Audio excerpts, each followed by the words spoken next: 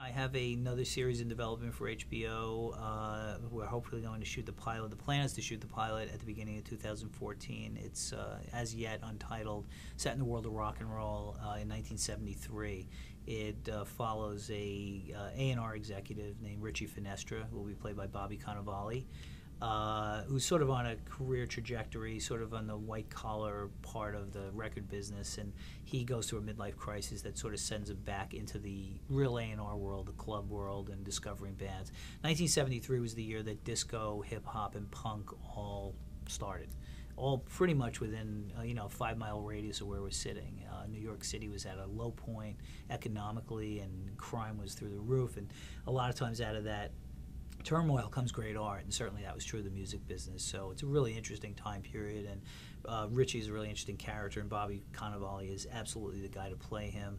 I've said kiddingly that I want this show to do for cocaine what Mad Men did for cigarette smoking.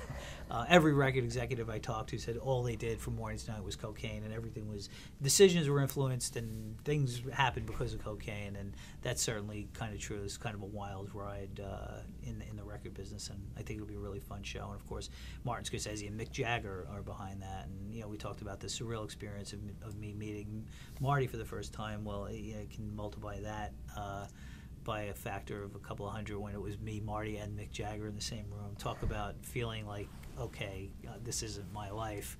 What am I doing in this room? But they're just incredible collaborators, and just and it's amazing to be working with these guys. Will be also historically based in the sense that real bands. Yeah, like well, that. we interweave real bands in with fictional bands, and sort of how we do it on Boardwalk, where you've got some real people, historical figures interacting with our fictional characters. So it's the same thing. A lot of fun, a lot of great music.